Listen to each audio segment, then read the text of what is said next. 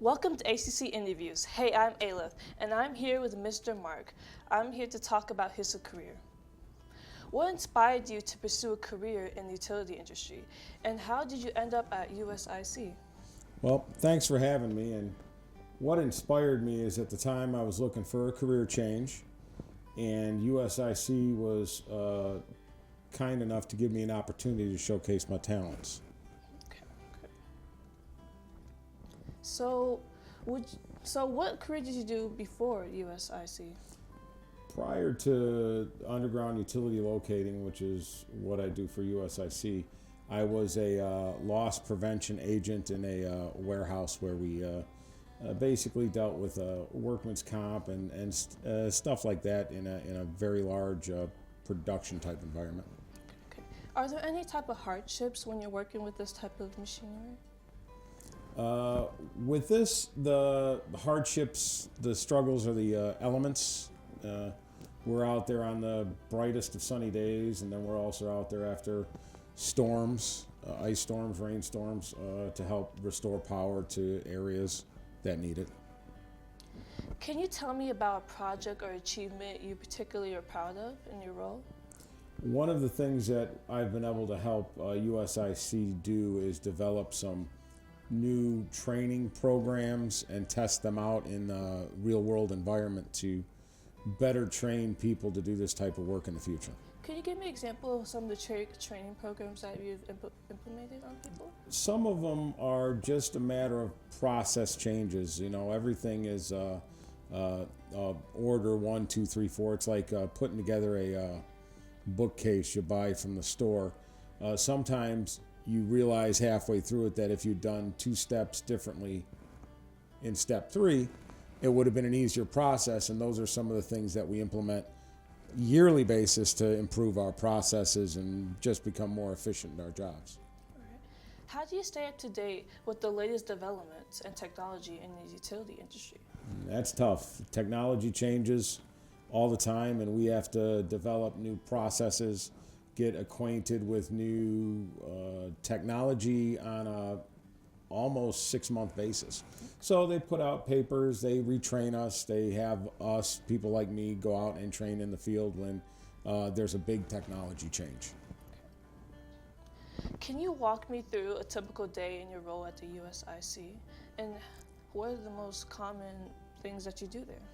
So for me now, it's the education side. It's making people the best version of themselves as a locator, educating, safety-minded. The job of a locator is not too unsimilar. They get up in the morning, they prepare, they go and they assess tickets and situations, so they do the job safely. They do a ticket at a time, a line at a time. It's a repetitive job, but the scenery is different at every ticket you go to. And similar to here with my role here, educating, teaching, bringing people up to speed. If you had a chance, would you ever change your career for USIC, or would you keep it the same? Now, currently, I think USIC has got a lot of growth. There's a lot of different opportunities on different career paths, as they say. And I've been now with the company 10 years. I've held 6 different positions in the company, and I think that there's a potential to go anywhere I want inside the company, so no reason to even consider a different career path. Okay. How do you collaborate with your team and stakeholders to ensure the successful project outcome? Well, I got to tell you, the technology helps with that. We have a lot of emails, a lot of video conference calls, a lot of interactive online classes and training, and if they bring out a new company platform, it's just a big mass training, great conversations. They say this job is a job where you work independent, but you never work alone, because you can call any one of a number of people to get assistance or the knowledge that you need. If you ever had a chance, what advice would you give to someone who's trying to pursue a career for USIC? You've got to be very safety minded in any facet of USIC that we have, and you've got to really put in the work in the beginning to make the job easier as you get along in your career. Is there a lot of dangers for working USIC? There's dangerous work in any job. There's dangerous work walking out of the house. With USIC, there are hazards that we train our technicians and our employees to identify and avoid. We call it the A3s: assess, analyze, and act. You assess what the hazard is, you analyze how to get around it, and if you can't get around it, what's your next step, and then you do whatever in acting to avoid the hazard. And if you can't mitigate it or avoid it, then you reach out to somebody else and saying, hey, this is just not something we can do. We're going to have to figure out another way, and then we get other people involved. But that's the biggest thing. Okay. What do you value most about USIC company culture, and how does it contribute to it? The culture is one of advancing everybody, not just the locators and the employees, but making sure that the people we serve also are advancing with the technology. We're keeping them safe, and that culture has been throughout.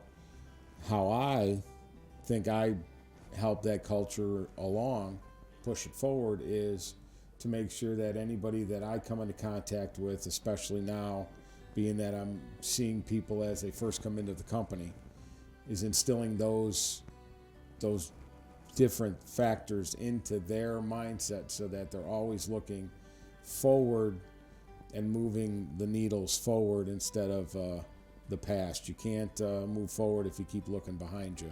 So it's all just making sure everybody's pushing and rolling in the same direction. Is there any times where a coworker was still stuck in the same place? Did you ever have to help anyone, or were you still keep to yourself? No, everybody helps everybody out. There's never a time where one person is going to just sit there and be left alone or wants to be by themselves. There's a great culture in making sure that everybody's helping everybody raise everybody up. How do you prioritize work-life balance in a demanding industry like utility?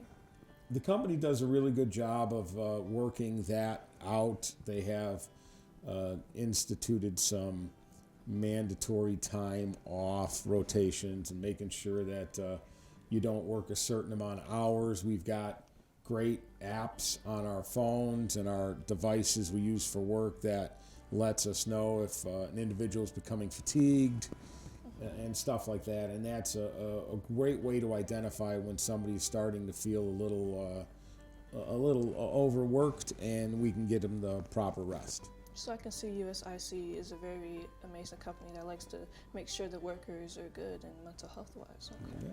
So where do you see yourself in the next 5 to 10 years, and how does that current role align with your job currently?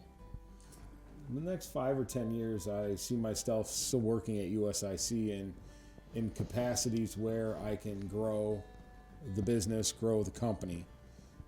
And defining roles, if you'd asked me 2 years ago if I'd be in a high school environment teaching seniors the science of locating, I would have said, that's crazy, I wouldn't be doing that. But here I am, excelling at it and loving every minute of it. So I will go where my marching orders take me with the company, wherever they think I'm going to be the best fit, and I'm going to excel in that role. What do you think are the most significant challenges facing in the utility industry, and how do you next decide how can you decide how you can use it to help address them? So one of the biggest industry struggles with anything related to utilities is that the demand exceeds the capability of the infrastructure or the utilities in the ground, and then the technology advances so fast. I mean, you look over the past 2 years, even cellular phones went from 3G to 5G. Well, every cell tower is connected by fiber optic lines that are in the ground. So in order to upgrade your phone or anybody's personal device to 5 or 6G, those lines have to be upgraded in the cell tower, and that's where we come in. So depending upon how quickly the technology changes, now we're assisting the utilities, making sure that they can get that stuff in the ground as fast as needed. Thank you for having me. That's all that we have for today. Thank you. Sir.